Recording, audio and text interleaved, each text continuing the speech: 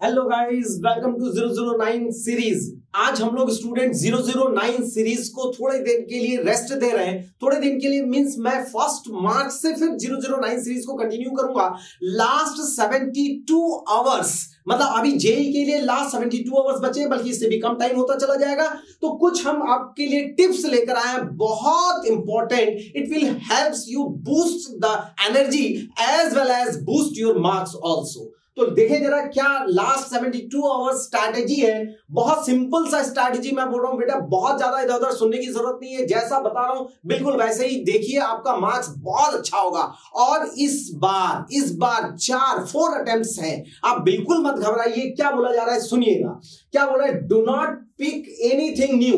आपको कुछ नया नहीं पढ़ना है, जितना आप पढ़े हैं। देखिए student, 5 fingers are not equal. मैं बार बार ये बात कहता हूं और आज फिर ये बात कह रहा हूं कि हर स्टूडेंट के लिए स्ट्रैटेजी अलग है, बट एक कॉमन स्ट्रैटेजी हम आपके सामने लेकर आए हैं। कॉमन स्ट्रैटेजी का मतलब देखिए, कुछ स्टूडेंट के लिए हो सकता है कि भाई कुछ टॉपिक वो प्रिपेयर किए, कुछ स्टूडेंट कोई दूसरा टॉपिक प्रिपेयर किए, तो उनकी स्ट्रैटेजी टॉपिक वाइज अलग अलग होगी। लेकिन एक कॉमन स्ट्रैटेजी मैं आपके लिए लेकर आया हूं जो आपके एनर्जी को बूस्ट करेगा। और अपने लाइफ में ये मानकर चलिए, ना तो हमको हारना है और ना ही थकना है। आप बिल्कुल बहुत अच्छा करने वाले हैं। बिलीव कीजिए अपने आप पे, सेल्फ कॉन्फिडेंस रखिए और पेपर अच्छा दीजिए और लास्ट में पेपर फोड़ना है। आइए, do not pick anything new. कोई नया टॉपिक पढ़ने की जरूरत नहीं, जितना आप पढ़े बस उसी को रिवाइज करना है। फिर से एक बार, कोई नए टॉपिक को लेने की जरूरत नहीं है। लास्ट 20 आवर्स फॉर 24 आवर्स में आप कुछ भी नया पढ़ने की जरूरत नहीं है। फिजिक्स, केमिस्ट्री, मैथ्स में कुछ भी नया पढ़ने की जरूरत नहीं है। जितना आप पढ़ रहे हैं बस उसका अच्छे से रिवाइज कीजिए, उससे ज्यादा आपको कुछ करने की जरूरत नहीं है। Avoid negative people. इसका मतलब क्या है, इस पीपल को मैं फ्रेंड्स से जोड़ दे रहा हूं। Avoid negative friends.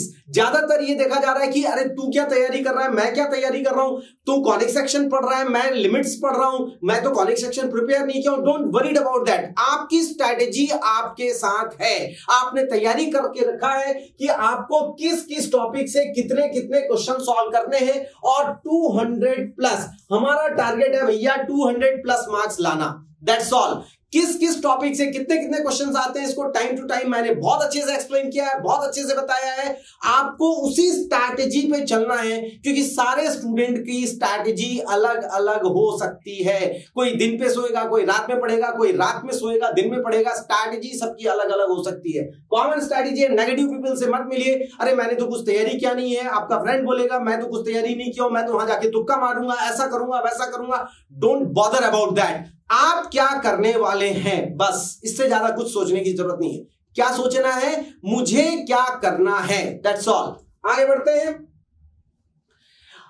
आपको बोला जा रहा है different strategy for different student.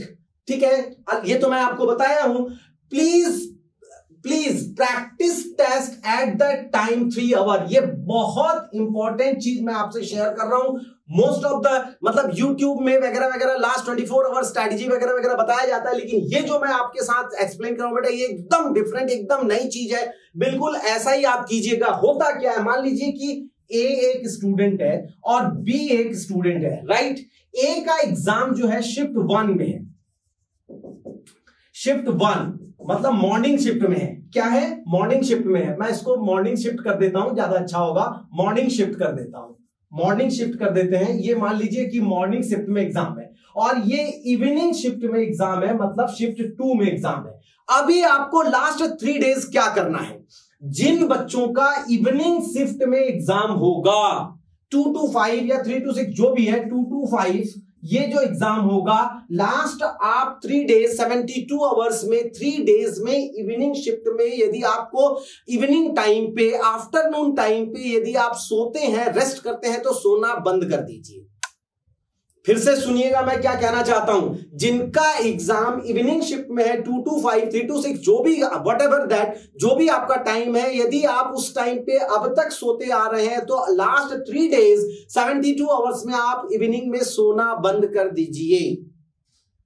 जिनका मॉर्निंग शिफ्ट में एग्जाम है वो क्या करेंगे, कई बच्चे अभी रात में देर तक पढ़ते हैं, अब देर तक पढ़ना बंद कीजिए। कम से कम एग्जामिनेशन टाइम, मान लीजिए आपका 9 to 12 एग्जाम है, तो अभी लास्ट 3 डेज 9 to 12, फिर से एक बार 9 to 12 और मैं यहां 2 to 5 के लिए स्ट्रैटेजी बता रहा हूं।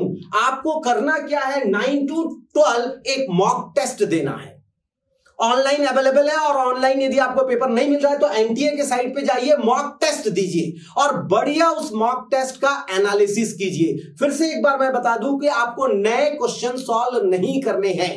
नए क्वेश्चन मींस नए टॉपिक के। मान लीजिए कि आपने हाइट एंड डिस्टेंस आपने नहीं पढ़ा है और हाइट एंड डिस्टेंस का क्वेश्चन तो वहां पे होगा, तो आप हाइट एंड डिस्टेंस को स्किप कर दीजिए, छोड़ दीजिए। जो जो टॉपिक आप पढ़ के रखे हैं और जो आपके टाइम टेबल, आपके स्ट्रैटेजी के अंदर है कि मुझे ये टॉपिक पढ़ना है, उसी टॉपिक के क्वेश्चन को सॉल्व कीजिए और उस टॉपिक से रिलेटेड फंडामेंटल एंड फॉर्मूला को पढ़िए।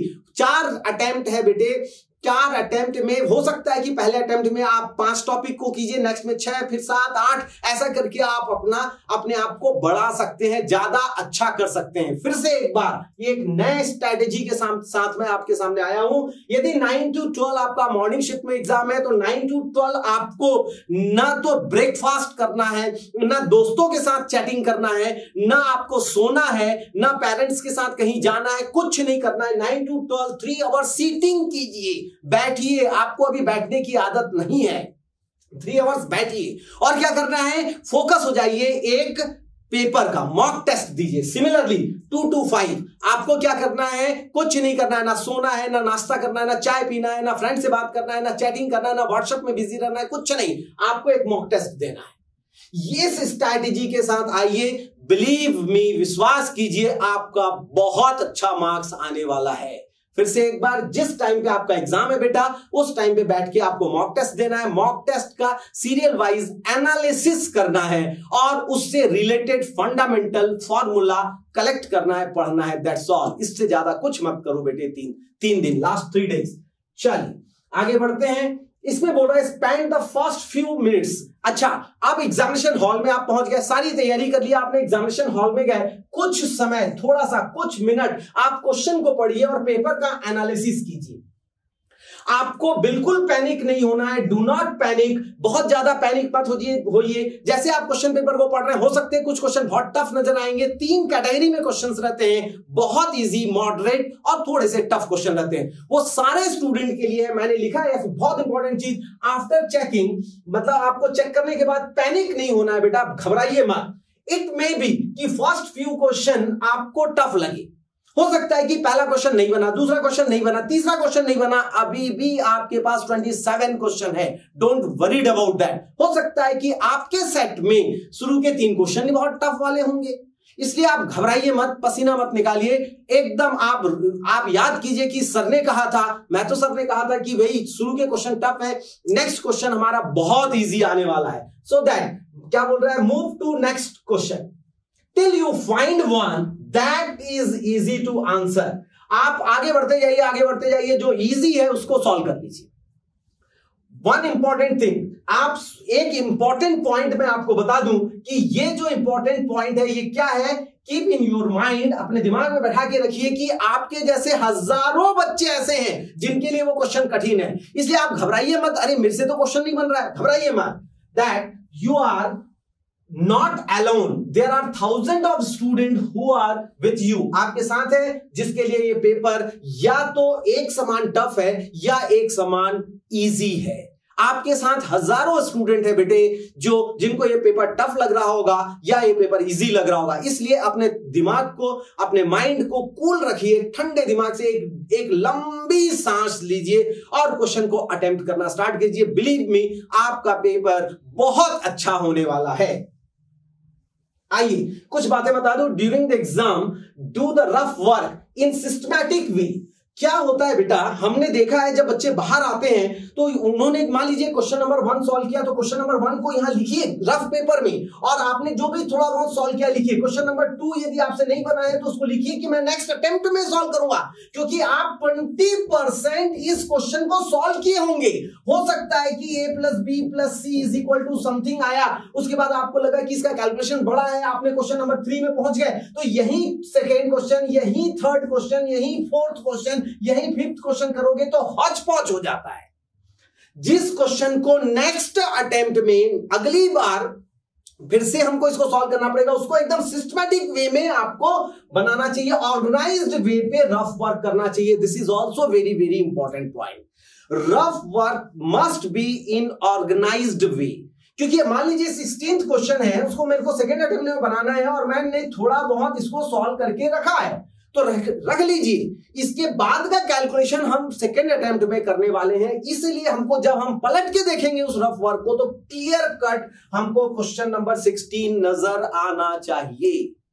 Question number 25 to 30, question number 25 to 30 integer based question है जिसमें ऑप्शंस नहीं होते हैं। इसको जरूर अटेम्प्ट कीजिए, जरूर बनाइए, क्योंकि इसमें ऑप्शंस मतलब इसमें नेगेटिव मार्किंग नहीं है।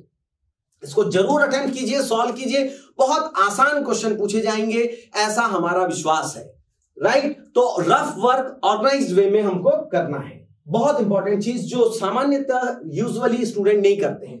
Sequence of solving the paper, बहुत इंपॉर्टेंट चीज मैं बताने जा रहा हूं। हालांकि ये सब सभी टीचर बताते हैं, इससे पहले की दो बातें जो एकदम नया आपके सामने लेकर आया हूं। अब पेपर को सॉल्व करने का सीक्वेंस क्या होगा भैया? ज्यादातर स्टूडेंट केमिस्ट्री सॉल्व करते हैं, बहुत बढ़िया। फिर से मैं एक बार कह रहा हूं, डिफरेंट स्टूडेंट के लिए स्ट्रैटेजी अलग अलग हो सकता है। यदि मैं फिजिक्स से प्यार करता हूं, फिजिक्स से लव करता हूं, तो मेरा सेकेंड यहां पे आ जाएगा फिजिक्स। और यदि स्टूडेंट मैथ्स को ज्यादा प्रेफर करते हैं तो आपका फिजिक्स की जगह पे मैथ्स हो सकता है और मैथ्स की जगह पे फिजिक्स हो सकता है। लेकिन आप पहले तो केमिस्ट्री अटेम्प्ट कीजिए, बहुत फटाफट क्वेश्चन सॉल्व हो जाएंगे। इसमें आप 35 to 40 मिनट से ज्यादा मत लगाइए, मैक्सिमम एट द मोस्ट 40, बल्कि इसमें 30 मिनट ही आप देते हैं तो चल जाएगा। 30 मिनट में ही आपका 20 क्वेश्चन सॉल्व हो जाएगा, बिलीव मी।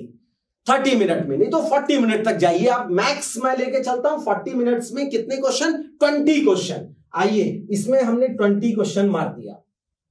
अब आ जाइए मैथ्स में। सेकेंड मान लीजिए कि मैथ्स से आपको प्यार है तो इसमें 50 मिनट्स दीजिए, 50 मिनट्स। और इस 50 मिनट्स में कम से कम मिनिमम भैया जब आपको 200 पार जाना है तो कम से कम बेटे 15 क्वेश्चन, 12 to 15 क्वेश्चन आपसे बनने चाहिए। 12 to 15 क्वेश्चन सोच के देखो, 50 मिनट में मैं बहुत ज्यादा नहीं, 15 क्वेश्चन। वैसे 2.5 मिनट्स होता है, 2.5 मिनट से ज्यादा टाइम एक क्वेश्चन में नहीं देना चाहिए, लेकिन फिर भी 50 मिनट्स, यही तो मॉक टेस्ट में आपको करना है बेटे। मॉक टेस्ट क्यों मैंने बोला कि मॉर्निंग शिफ्ट वाले मॉर्निंग में और इवनिंग शिफ्ट वाले इवनिंग में टीवी नहीं देखेंगे। मॉर्निंग शिफ्ट वाले मॉर्निंग में मॉक टेस्ट देंगे, इवनिंग शिफ्ट वाले इवनिंग में मॉक टेस्ट देंगे। अभी लास्ट 3 डेज में आंख बंद करके आप दीजिए। और यदि आपका पूरा प्रिपरेशन हो गया है, बहुत अच्छे से हो गया है बेटे, तो 2 पेपर आप दीजिए, मॉर्निंग इवनिंग। मॉर्निंग में 1 पेपर, इवनिंग में 1 पेपर, मॉर्निंग में 1 पेपर। ये टेस्ट तो आपको मॉक टेस्ट तो देना ही है, 50 मिनट। और उसके बाद आता है फिजिक्स, 50 मिनट्स। हमारा कितना हो गया? 140 मिनट्स हो गया, 140 मिनट्स। अभी भी आपके पास 40 मिनट्स रिमेनिंग है, आपके हाथ में है सेकेंड अटेम्प्ट में मारने के लिए। इसमें 12 to 15 क्वेश्चन, इसमें 8 to 10 क्वेश्चन, 5 to 10 क्वेश्चन हो सकता है। मैं 10 क्वेश्चन ले लेता हूं। तो देखो जरा कितने हो गए, 20 क्वेश्चन उसमें हो गए। अच्छा हाँ, 20 क्वेश्चन तो था, 20, 30, 40, 45 क्वेश्चन आपका आसानी से सॉल्व हो जा रहा है। 45 क्वेश्चन यदि आप सॉल्व कर लेते हैं, 40 क्वेश्चन भी कर लेते हैं, 45 क्वेश्चन कर लेते हैं तो 160, 45 क्वेश्चन कर लेते हैं तो +20, 180 मार्क्स को फर्स्ट अटेम्प्ट में, फर्स्ट अटेम्प्ट मतलब 140 मिनट्स में ही आपको मिल गया। बचा है 40 मिनट्स जिसमें आप रफ वर्क सिस्टमैटिक किए, तो कौन कौन से क्वेश्चन और मुझे सॉल्व करना है, उस क्वेश्चन को सॉल्व किया और तुरंत OMR सीट तो मतलब हार्ड कॉपी नहीं है, तुरंत वहां क्लिक करके टिक कीजिए कि मुझे कौन सा आंसर टिक करना है। ऐसा आपको करना है, ये बहुत इंपॉर्टेंट है। सीक्वेंस बहुत इंपॉर्टेंट है।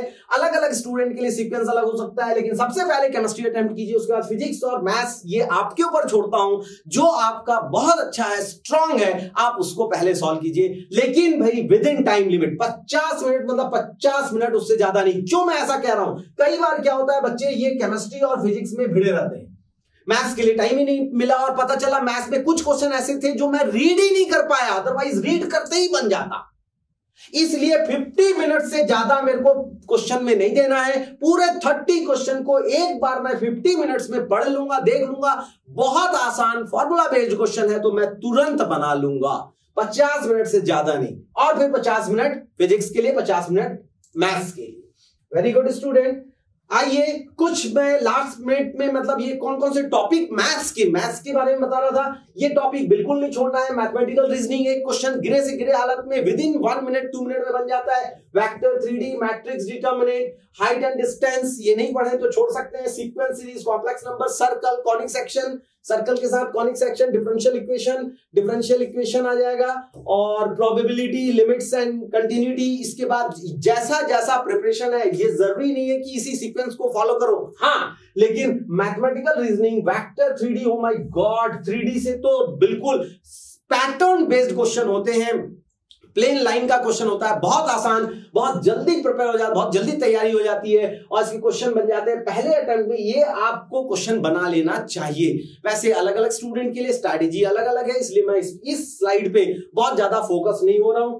आगे बढ़ते हैं कि क्या कहा जा रहा है। बिल्कुल कूल रहिए, लंबी सांस लीजिए और बहुत अच्छा पेपर बनने वाला है। इस कॉन्फिडेंस के साथ आप तैयारी कीजिए। Last keep away from negativity, बता चुका मैं।